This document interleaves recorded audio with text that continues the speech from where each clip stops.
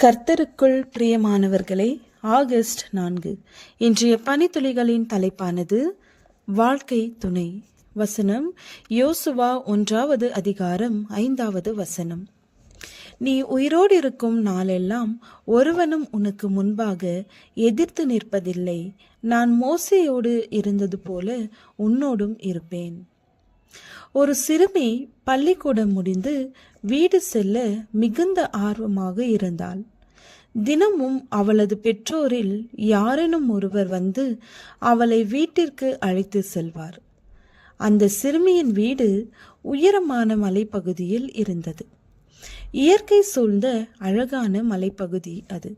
எண்ணற்ற மரங்கள், வண்ண வண்ண பூக்கள் வழியெங்கும் காணப்படும். எழில் மிகுந்த இடத்தில் அவளது வீடு அமைந்திருந்தது.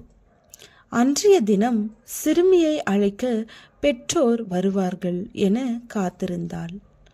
பள்ளிக்கூடம் முடிந்து தோழிகள் எல்லோரும் சென்று விட்டனர். பள்ளி வாசல் அருகே சிறுமி காத்து கொண்டிருந்தாள். காலம் போனது, யாருமே அவளை அழைத்து செல்ல வரவில்லை.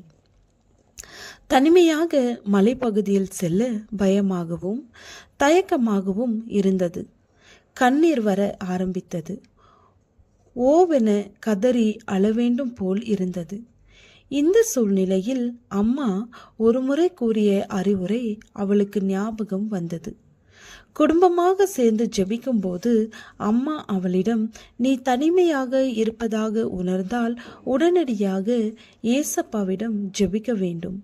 அவர் உன்னுடன் வருவார்.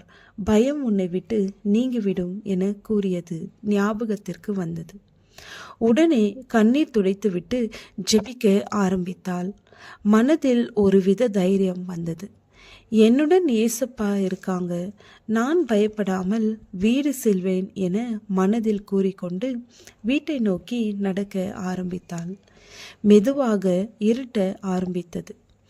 அவளுடன் ஏசப்பா இருப்பது அவளால் உணர முடிந்தது. வீட்டிற்கு அருகில் சென்று விட்டால் கண்களுக்கு வீடு தெரிந்தது. இப்பொழுது சற்று பின்னாக திரும்பி, ஏசப்பா, இனிமேல் நான் வீடு சென்று விடுவேன், நீங்கள் போகலாம் என கூறினாள்.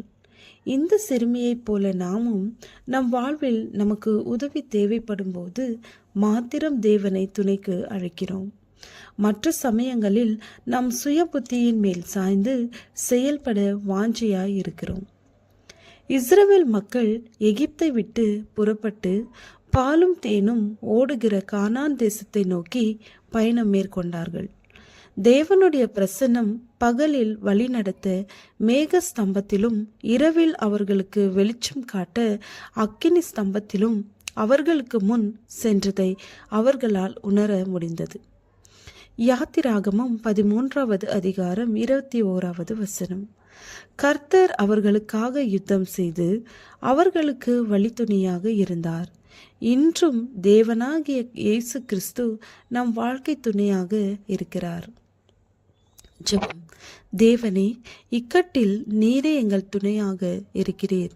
கிறிஸ்துவை துணையாக கொண்டிருக்க உதவி செய்யும். ஆமேன்.